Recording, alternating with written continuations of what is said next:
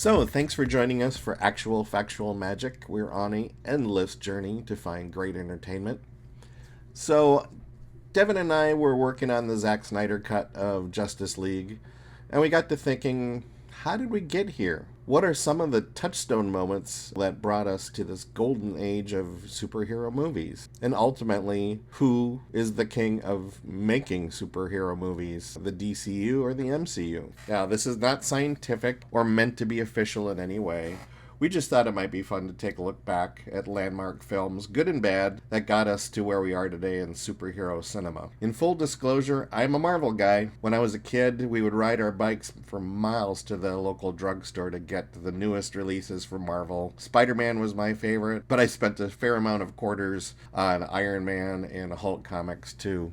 Yeah, they were quarters back then. Marvel was filled with deeply flawed, self-doubting characters. Sure, they had superpowers, but often suffered from the same kind of hardships as the rest of us. I just couldn't relate to DC characters. Batman was too rich to be relatable, Superman was too powerful to be relatable, and Aquaman could talk to fish. Still, my love of comic books and superheroes was never really reflected in movies until I was all the way up to high school. I started sitting down by trying to write up a list of all the different movies that have existed in both sides since pretty much the early 90s, kind of culminating with the Tim Burton, Michael Keaton Batman movie in 89. I think Devin and I would agree Tim Burton's Batman was the first standout movie in this golden age of superhero movies. Because honestly, it really sets a tone. It is a wonderful superhero movie, but it is a living comic book. You've got Jack Nicholson playing the Joker, the quintessential good versus evil. You've got a lot of the Joker's dementedness that is there, and there's a lot going on in it. And it is a living comic book. That's the best way to really describe it. Burton benefited from being a quirky artist himself and was able to successfully translate comic book art to the big screen for the first time. Michael Keaton handled the Bruce Wayne Batman role, and Jack Nicholson gave serious Hollywood cred to a comic book villain. Nicholson's Joker is still one of the best superhero villains. And with this, DC captured the title.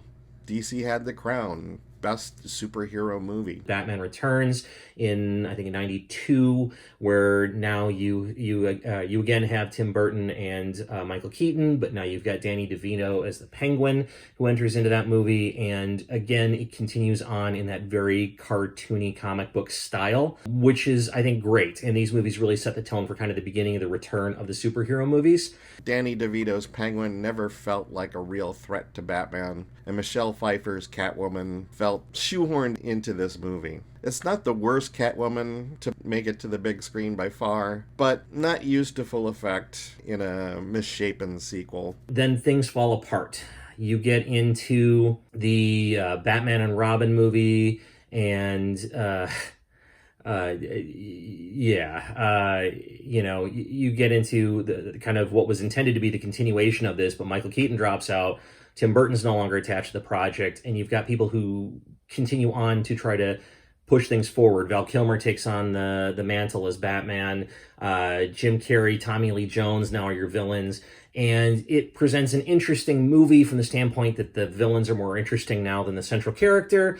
But it's kind of a fun comic book style movie, but certainly it's not the same as the first ones. It loses some of that sheen and polish of it being a living comic book. It just falls apart.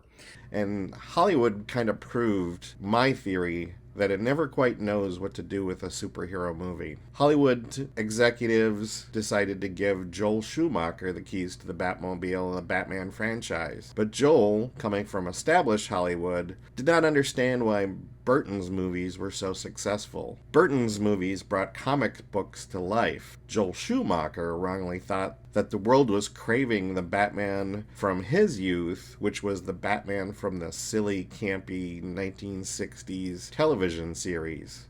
Remember? The Bam Pow. Ugh.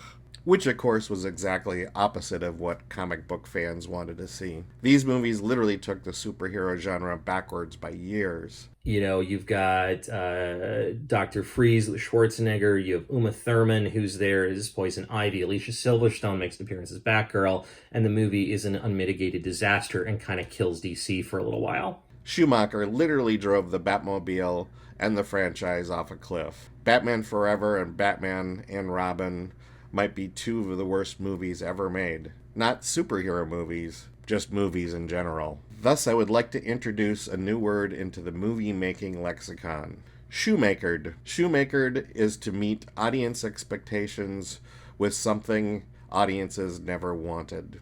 I'll change the spelling just so Joel doesn't get mad at me. Though it could be argued that 1998's Blade was more of a horror movie than a superhero movie, I think it earns honorable mention on this list. Wesley Snipes not only kept comic book fans happy, but reminded Hollywood that we did not want silliness. We wanted action-packed thrillers. Black Panther gets most of the acclaim, but the Blade movies were the first superhero movies with an African-American lead. In 2002, Sam Raimi was given the chance to helm a Spider-Man movie. The first Tobey Maguire movie with him and Kirsten Dunst, we get a interesting look at the Marvel Universe and a fun, interesting, but basic story. We get wonderful villain with Willem Dafoe as Green Goblin. We get the relationship dynamics. We get all sorts of great things. And it's really just a fun movie.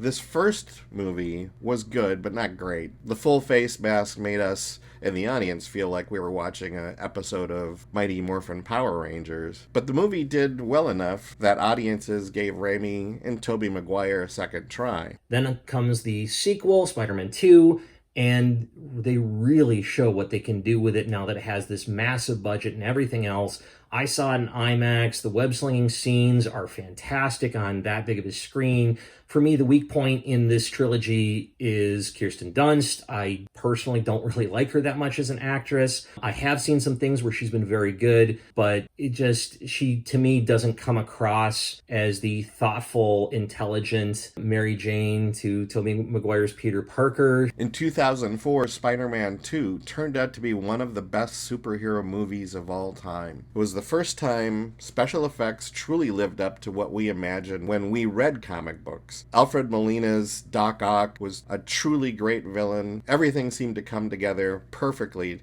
to give us a groundbreaking superhero movie. Spider-Man 2 is when Marvel first takes the crown away from DC. Although we might like to forget about this franchise, there was a Fantastic Four movie that came out in 2005. This seems to be the most jinxed of all the superhero movie franchises. This first Fantastic Four attempt featured Jessica Alba as Susan Storm, and oddly enough, Chris Evans played the Human Torch. Had this movie actually been a success, it might have led to problems in the coming expanding MCU. This original 2005 version only earned about a 27% rating on Rotten Tomatoes, and yet it's still considered one of the best Fantastic Four movies. Kind of like being called the tallest of the seven dwarfs, right?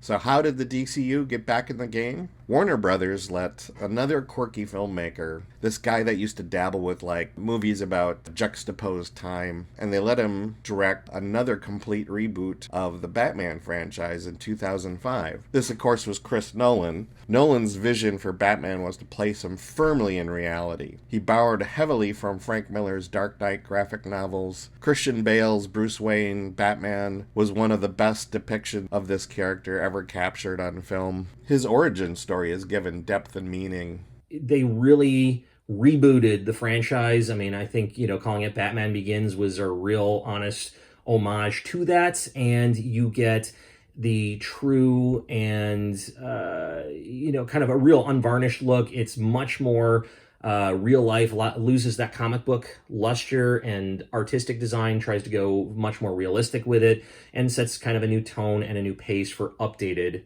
movies, where we're not going to do a living comic book anymore. Now we are going to do actual movies based on this idea. Oh, and let's not forget, this is the best version of the Batmobile ever brought to motion pictures. Batman Begins snatched the crown right out of Peter Parker's hands before the end of that summer.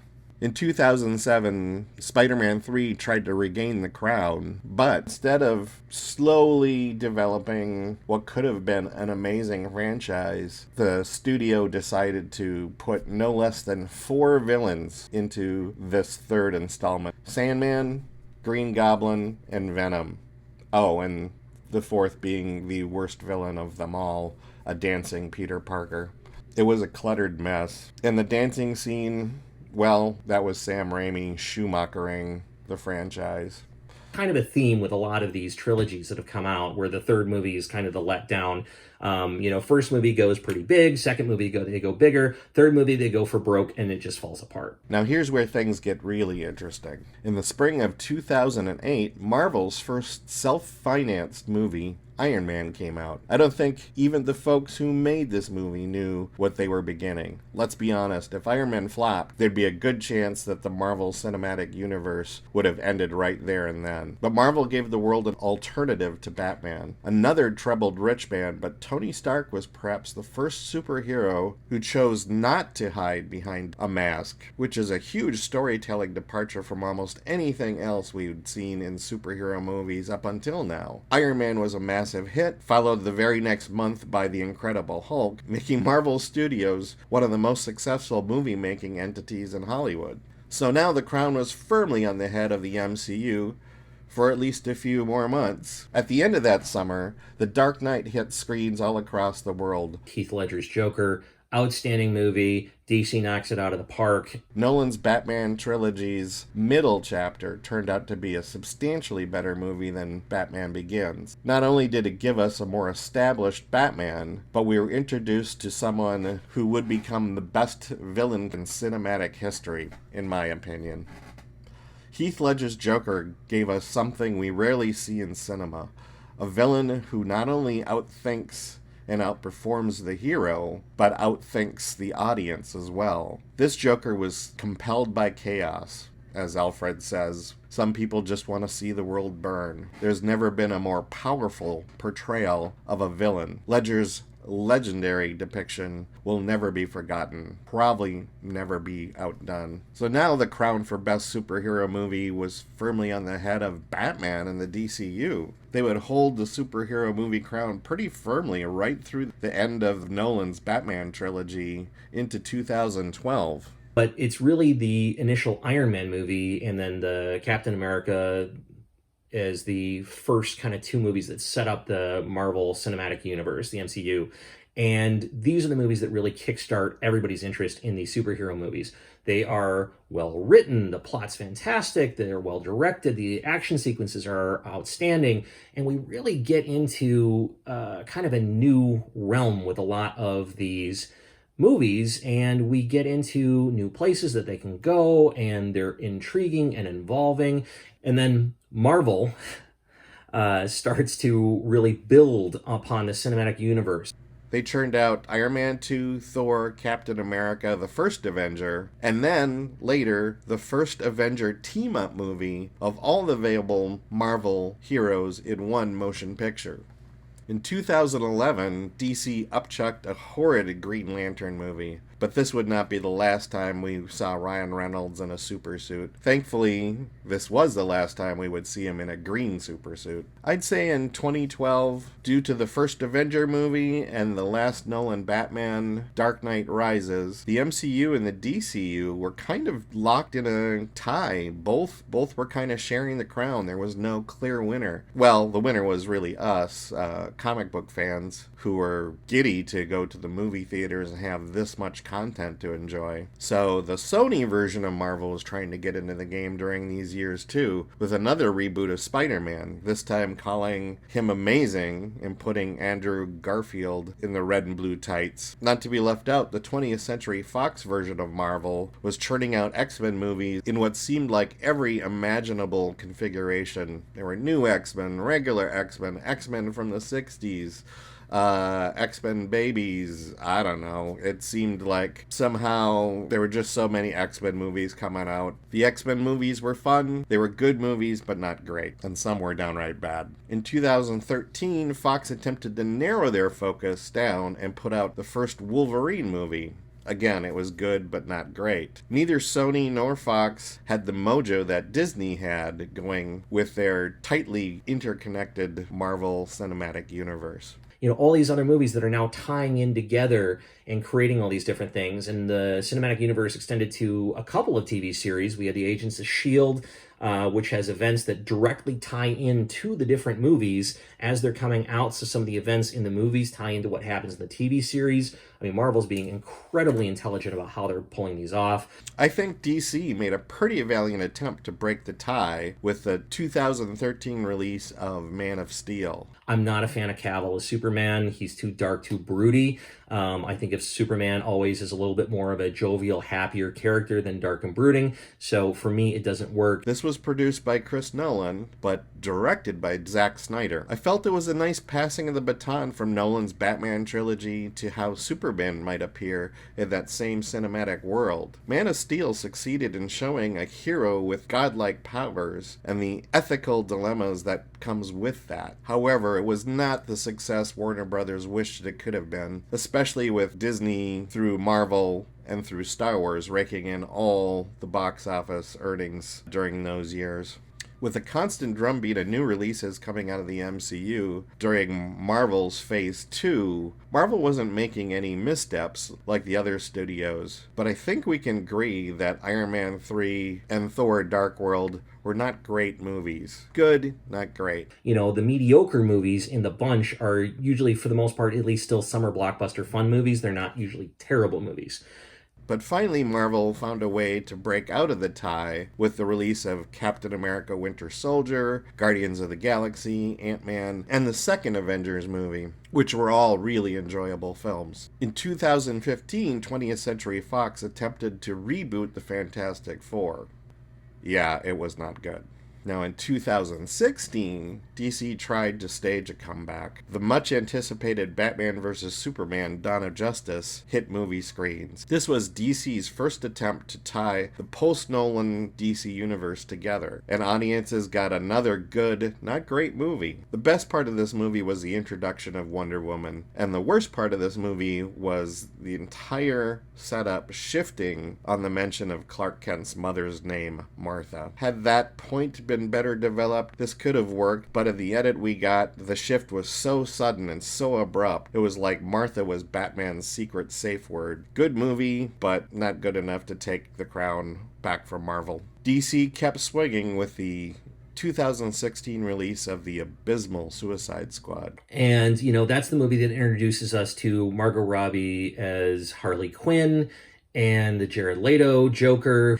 And Will Smith is the lead, really, for the Deadshot character. But the movie itself is a disaster. It's clunky. It's just basically kind of back to the push of a lot of the summer blockbusters. It's a push from action sequence to action sequence with very loose plot put in between. It's interesting that DC could not make a hit movie featuring real star power like Margot Robbie, Jared Leto, and Will Smith. This movie completely missed the mark. Marvel's Phase 3 was now clearly ramping up to something special. The Infinity Stone storyline was now cleverly woven through each new release. We got the widening rift between Captain America and Iron Man in Civil War. We got the taste of how powerful the stones were in Doctor Strange. We got to enjoy the second visit to the Guardians. Thor was given a wonderful character makeover in Ragnarok, and we are all introduced to one of the most powerful characters in the entire MCU with Captain Marvel. These were all solid hits and really kept the crown of best superhero movie makers in the MCU corner. Even the Fox side of Marvel logged a hit in 2016 with the R-rated Deadpool. Ryan Reynolds, consistently quipping anti-hero, brought new audiences to the comic book movie genre, being unapologetically raunchy while delivering a truly funny movie. Fox was on a minor roll with the R-rated superhero movies. Later that year, they released Logan. Given the played-up friction there apparently is between Ryan Reynolds and Hugh Jackman, the unfiltered R-rated release of Logan was probably completely because of the success of the R-rated Deadpool. Logan is a landmark movie movie for showing that superhero movies can be really well acted and shot realistically. Logan probably also owes a nod to Chris Nolan, too, for showing the studios that realism in a superhero movie can be effective. DC was down but not out, as they proved with the remarkably good Wonder Woman movie in 2017. We get Wonder Woman, and I go, finally, DC figured it out.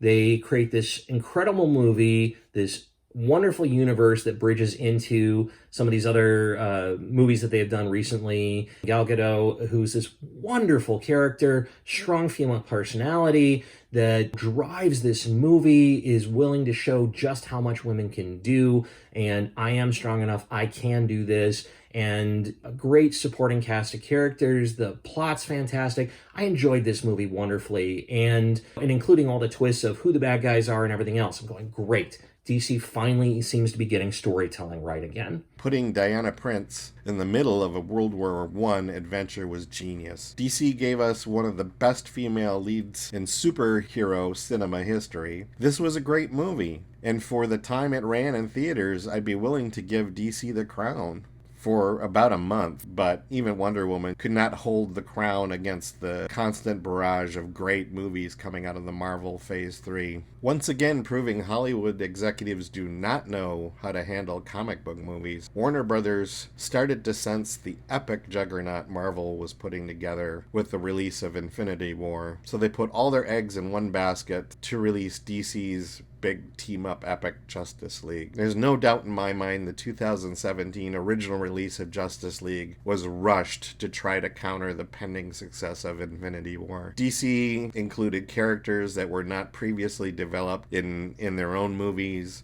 Aquaman, Flash, and Cyborg were all introduced in this movie, and we would not be good human beings if we did not acknowledge what was probably the biggest problem with this production. Zack Snyder lost his daughter, and MCU veteran writer-director Joss Whedon stepped in to finish the movie. Now, making a major motion picture is an awesome responsibility under normal conditions, but imagine being called in to complete someone else's vision already in production. Joss is certainly capable of making a good movie, but Justice League turned out to be exactly what it was: a jumble of too many creative visions, a movie rushed into existence trying to accomplish something it took Marvel 18 movies to develop. 2017's Justice League was a mess. The MCU put out the landmark motion picture Black Panther in early 2018. It was as if to tell battered and beaten DC, stay down, man. You cannot compete against what we're about to unload. And 2 months later, Marvel launched Infinity War, the first part of the conclusion of the massive 18-movie story arc. Nothing like this has ever been attempted in cinema history. Infinity War, and a year later its conclusion, Endgame, is a feat of storytelling, special effects, acting, audience anticipation, all fitting perfectly together. This was indeed the knockout blow. Quite honestly, this knocked DC completely out of the ring. Oh, DC had a couple of glancing blows on the way down to the mat. Aquaman came out in late 2018 and turned out to be a good movie. Not great, and in the wake of Infinity War and the coming storm of Endgame, it was like a cinematic appetizer while comic book fans were awaiting the feast. And then we get Aquaman, which is okay. And I'm kind of going, well, Aquaman is not a well-loved character by a lot of people. I think Jason Momoa is a great portrayer of his character in the way that it was written. Just the movie itself is kind of weak. I personally felt Aquaman looked too cartoony to be taken seriously. But then how serious can you take a superhero whose superpowers can all be whittled down to having gills? Just weeks before the release of Endgame, DC threw up its hands and said, you know what? Maybe we should try to make a comedy movie. And they released Shazam. Again, it was funny. It was fun. And with the coming of Endgame, it was all too forgettable. It should be noted that the conclusion of Marvel's incredible Infinity Saga created a pretty big problem for Marvel and Disney too. Just as DC had nothing in the works to compete with such a historic accomplishment, neither did Marvel. How do they follow up their own success? Marvel came out with a new Spider-Man movie, Spider-Man Far From Home, shortly after Endgame, and it was a nice kind of epilogue to Endgame, but it still didn't feel feel like it was living up to what Marvel had accomplished during the Infinity Saga.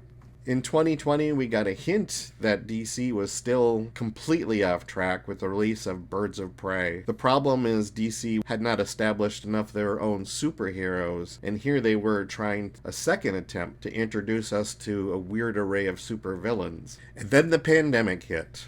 Besides being a threat to health to the world, it was a virtual death sentence to movie theaters. Hollywood needed to redefine how they delivered their goods to a literally captive audience. Disney was probably the first to see the potential in streaming, and they offered the premium upcharge for the chance to see a new theatrical release in the safety of one's home for less than what it might cost to take your whole family out to the cinema. We can all gripe about Disney's premium pricing, but let's be honest, it's in line with what it costs a couple of people to sit in a dark theater for a couple of hours with a popcorn and a soda. But studios took notice. There was money to be made in a pandemic through streaming services. We were all so starved for great entertainment when HBO Max promised us a lineup of first-run cinematic experiences in our homes, and that would begin with the release of Wonder Woman 1984. After seeing badass Amazon Wonder Woman in Batman vs. Superman, Justice League, and in her own movie, I think it's safe to say we're all expected something great from Wonder Woman 84. After all, the same writer and director was at the helm.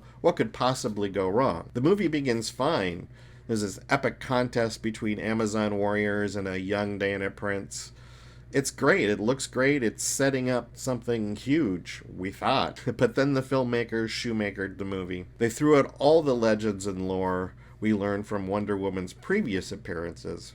Remember that whole mystery Bruce Wayne unraveled in Batman vs. Superman, where Diana appeared in a black and white photograph from World War I, but she had never been seen since what we presume is now present day. So how did these grand exploits in Wonder Woman 1984 go completely unnoticed and unrecorded in present day to match up with the other DCU universe stories? We've also had Wonder Woman 84, which did so much to let down so many people, including myself, who were a fan of the first movie. This movie suffers from bad special effects, campy acting, and just lazy script writing. What a shame. Comic book fans deserve something better than that.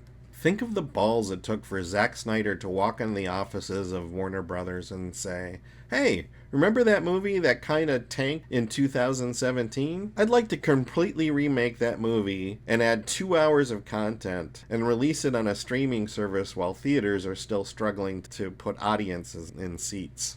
Wow. Now we've got this Snyder cut of Justice League, and including Zack Snyder, coming out in interviews and talking about what he had originally intended to do with the various DC movies and characters, and this is how he would have built his world. His version of it, I think, is vastly more interesting than what was produced. Truth be known, I'm a Zack Snyder fan. No one makes movies quite like he does, and when it comes to superhero content, no one is quite as true to the comics themselves. One of my favorite movies of all time is Snyder's Sucker Punch. I think it's truly one of the most overlooked and misunderstood movies of all time. We'll spend some time talking about that movie sometime in the future. But right now, we are here to see how Snyder's cut of the Justice League stacks up against the rest of the superhero movie history. Does it overtake Marvel's Infinity War and Endgame mega cinematic accomplishment? No. I doubt even Marvel will ever pull something like that off again. But what the Snyder Cut does do is completely rescue the DCU from the grave. This was not just a reworking of a mediocre 2017 movie. This was a rescue of so many things that had gone wrong with the DCU. Flash and Cyborg were given a chance to be fully fleshed out characters. They were not backseaters as they were in the original version. They were lead characters with as much weight, if not more, than the obvious heavy hitters. Superman, Batman, Wonder Woman, and kinda Aquaman. Hell, they even carried some of the most important elements of the story, and that was awesome. Snyder picked up Wonder Woman, shook the 1980s glitter off her. Wonder Woman gets a chance to be a true hero again in Snyder's cut. Can we just erase Wonder Woman 84 and have this version of Diana Prince, please? Now, 4 hours is excessive, but when it's great, it's really great. Zack effectively took the DCU off of life support. And if Warner Brothers cares to learn anything from this epic achievement, they might be back in the ring competing for greatness again. After all, Marvel is basically starting over from scratch now itself. What are they going to do to live up to the incredible expectations we all have for the next offering from the MCU? So we know that Marvel's cinematic universe, this massive juggernaut, is still going to continue with new content for another couple of years. Meanwhile, DC seems to be recycling so many different things and just dialing it in. You want to see them succeed. You want to see them work. And just, it's been a constant letdown. Forgive us, we did this kind of off the top of our heads. Thanks for joining us for a fun little journey through superhero movie history. We know it's not perfect, and we know we left things out, but we did not want this to be 4 hours long. Check out our other movie reviews, our theme park news, and more fun coming ahead. Don't miss a thing by subscribing, liking, and hitting the alert, which will let you know whenever we post something new. If you're thinking about going to Walt Disney World this year for their 50th anniversary, if you like cool t-shirts, check this out. Thanks for joining us. Hope you had fun.